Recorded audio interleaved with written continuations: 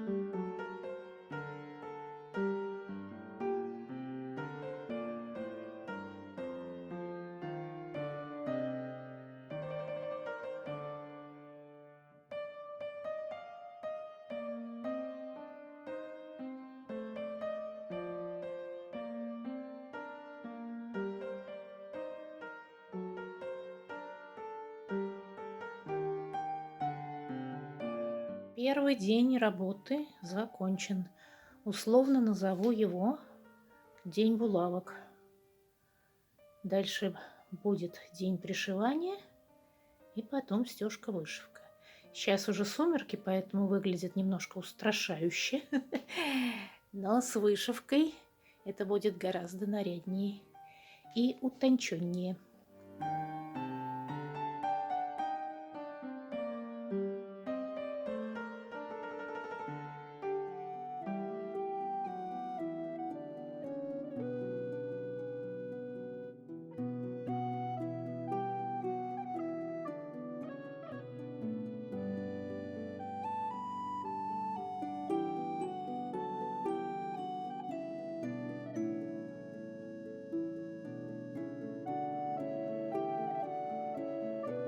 Так, ну что же, я закончила эту работу.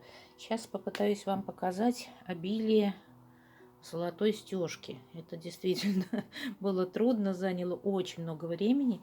Это почти не видно, но, кстати, это я так и задумывала, чтобы золото особо тут не сверкало, а было только тончайшим намеком. Поскольку это старинные вещи, в общем, золото у нас ассоциируется со стариной. Так вот, чуть-чуть проблескиванием таким вот. Покажу вам, как выглядит законченная работа.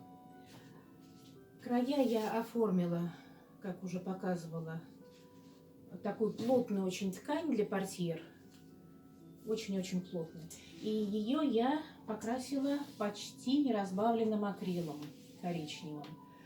То есть совсем чуть-чуть он был разбавлен. Вот здесь видите такой вот постепенный переход цвета на нет. Ну вот, картина закончена.